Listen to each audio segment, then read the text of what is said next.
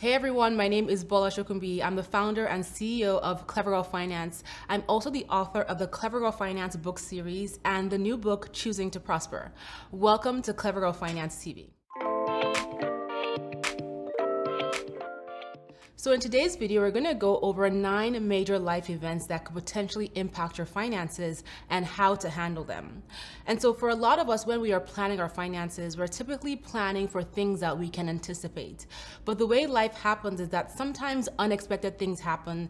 And with these 9 tips, you'll be able to prepare yourself accordingly. Keep in mind that for each of these major life events that I'm going to cover, we have supporting content on clevergirlfinance.com that you can access and leverage as you create your plans. And so these 9 major life events are going to cover things that we expect to happen and also a few things that we might not anticipate, but we want to make sure that we are well prepared for if they do happen to us. So let's get into these 9 major life events. Number 1 is education, and this could be your own education or education for a child. So education can have huge benefits, as we all know, and it can also allow us to step into career paths that we might be interested in or passionate about. However, educational costs, especially when it comes to college education, can be incredibly expensive.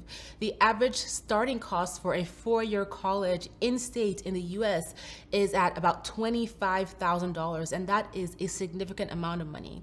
So if you have young children right now, a great way to start saving for their college expenses is by starting a 529B or a custodial account where you can put designated money towards their college expenses aside, and you have time to save.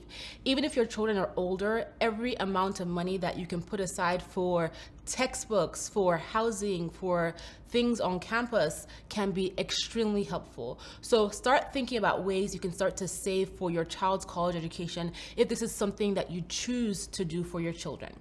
When it comes to your own education, if you are going into college or you're looking to pursue a certification or advanced skill sets or looking to go to graduate school or get an advanced degree, it's important that you do your research so that you can fully understand the costs and you can find a college or a program where you can have the lowest costs if possible, so you can minimize the student debt that you take on. So for example, you may decide to go to a community college to start out with instead of a 4-year college because community colleges are significantly less expensive. You might also choose to go to school in-state or online versus out of state or in another country. And it's also really important that you research the return on investment for this education you're going to pursue. How much money are you going to earn or potentially earn on average after you get this degree? It's really important that you understand that so that you can weigh the pros and cons of the educational expense versus the rewards and benefits after you complete that education. Number 2, getting married, having a wedding. This is a major life expense. In fact, the average wedding in the US costs $28,000, but you actually don't have to spend that much money. You can think about ways to minimize your wedding costs. For example, getting married at a courthouse, having a limited small guest list for your venue, and other ideas like that. Some couples opt out of getting engagement rings and instead put that money towards purchasing their first home. So start to think about ways, if you are getting married, that you can minimize your costs and instead you and your partner can put the money you save towards your bigger life goals. For example, starting your business or buying your first home, etc. Number 3, major life event number 3 is having a baby. And a baby is a life-changing blessing, but also a life-changing event. And I can tell you firsthand as a mom of twins that having a baby is expensive. So if you are choosing to expand your family or you are having a baby, it's really important that you start to prepare financially and you lay out all the costs that you can expect with having this baby. From doctor's visits to diapers to formula, kids' clothes, etc. You want to create a list of what the potential expenses could be for your baby. And one of the biggest expenses is really childcare and diapers and formula. And so build that into your budget and determine how much money to put aside so that you can accommodate your baby's needs, especially in the first few years where they have big demands for childcare, diapers, food before they go to school. A great way to save on costs is that if you are going to be having a baby baby shower is to register for a year of diapers and even gift cards to wherever you may be buying your baby food or formula from. You will be surprised at how many people will bring you a ton of diapers, and you can always exchange the sizes or request gift cards from the stores at which you plan to buy your baby diapers. Alternatively, you can also opt for reusable diapers, which is very eco-friendly and also cost-effective. Life event number 4, divorce. Unfortunately, divorce is not something that anyone plans for going into a marriage. However, it does happen. And if this is something that happens to you, you want to be well prepared for it.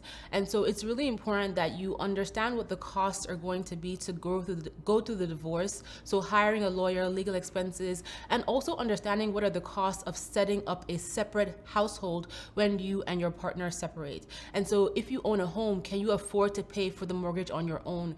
Do you need to move to a smaller home? Who is going to be responsible for certain children's expenses and things like that? Another really important thing to take into consideration is during a divorce, assets may be divided, but also liabilities may be divided. So you want to be aware of any debt that you're going to be responsible for and start to make a plan. And keep in mind, very importantly, that even though divorce happens, and even though divorce might happen to you, it is something that you can recover from with good planning. Number 5, personal illness and injury. So none of us wishes to be hurt or to have an illness, but unfortunately sometimes this happens. And so you really want to determine how best you can prepare for personal illness or injury. So if in your family you have a genetic disposition to a certain type of illness, it's worthwhile looking into insurance to cover that in the event that it happens to you. Hopefully it doesn't, but again, this is all about being prepared. And then secondly, at your workplace, even though many employers are required by law to have workers' compensation, it is still important that you have your own disability insurance in the event that you are unable to work for an extended period of time. And you can learn more about disability insurance on the Clever Girl Finance blog, which we update every single day. That said, I hope you are enjoying this video. And if you are, please hit the like button, subscribe to this channel, tell all your best girlfriends about Clever Girl Finance, and stop by our website, clevergirlfinance.com. We have a blog that gets updated multiple times a day with brand new articles. And we also have over 30 plus completely free courses. Okay, let's get back to the life events. Number 6, death or illness of a loved one. Again, this is another life event that none of us wishes for, but it's important to keep in mind that these things do happen. And so you want to make sure that if you are in a relationship, if you have a partner, that you both have adequate life insurance, especially if you have dependents that rely on your income for their day-to-day needs. It's also worth ensuring that you and your partner establish an estate plan or have a will in place, and it actually does not cost as much as you might think it does. And so this is just you establishing a plan of how you want your assets to be designated to the people you leave behind, and also how you want your children to be cared for and who you want to assign as their designated caregiver and things like that. So it's really important that you establish an estate plan and you have a will in place for you and your loved ones in the event of, an untimely passing. For loved ones who are not your partner, for example, parents, you definitely want to have a conversation with them if you are able to just talk about if they have life insurance. Is life insurance right now an option for them? Do they have an estate plan and a will in place? This way you understand what things are in place for them in the event of their passing. Stuff like this can be morbid to think about and talk about, but it is a necessary and important conversation that we need to have. Number 7, moving homes.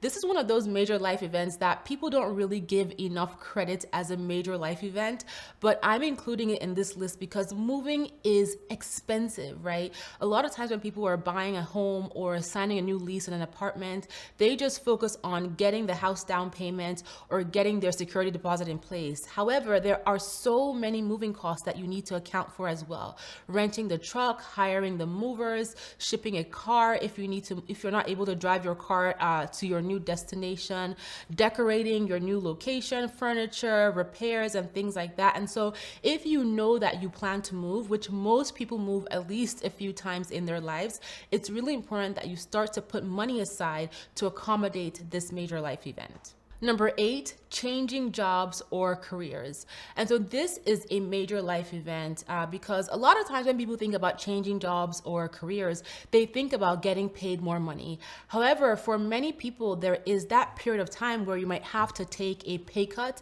especially if you need to stop working at a certain place in order to go back to school, for example, before you can switch your job and get that better paying job in a new career field. And so it's really important to give some thought to this life-changing event if you are thinking about switching your job or switching careers.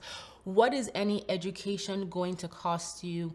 How easy is the transition going to be? Would you still be able to work full-time as you are switching jobs or careers? Do you have to move to a new location? Is your employer going to cover the cost of your move, or what is it going to cost you out of pocket? And then also, if you are starting a business, which in a sense is a career change, what does that mean for you, right? Are you able to, in your business right now, if you have started it, able to replace the income from your full-time job?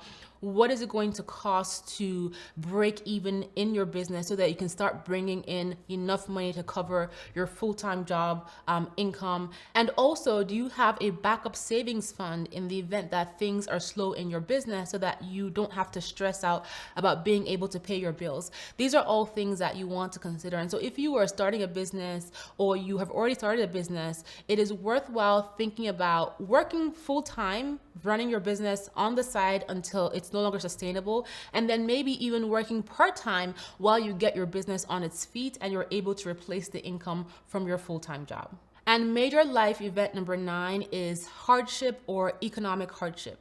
You might be the hardest worker at your company, but sometimes companies lay off employees because of economic downturns, because of poor company performance, or you might get fired, right? And so it's really important that you have emergency savings put aside in the event of this major life event where you lose your job, you are downsized for whatever reason, there is economic hardship. That way you're able to cover your core living expenses.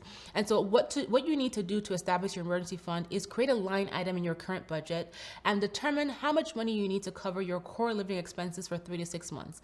And by core living expenses, I mean your needs and not your wants. So this would be your housing, transportation, your food, medicines, and your core utilities. What is it going to cost you? And then take that amount and break it down into smaller chunks that you build into your budget. And each time you get paid, you put that percentage into your emergency savings accounts. And so again, economic hardships happen, right? And you want to make sure that you are well prepared. It can be really scary to think about things like these major life events that could happen but have not yet happened to you. But it's really important to be objective, especially when you're planning your finances, so that you can be well prepared if any of these things do happen to you, or you choose some of these life events like having a baby, getting married, changing careers, or moving. So I hope you guys have found this video useful. Please hit the like button and subscribe to this channel if you have enjoyed this video, and stop by clevergirlfinance.com. Check out our daily articles on our blog, which gets updated multiple times a day, and check out our over 30+ completely free courses. I'll talk to you guys in the next video.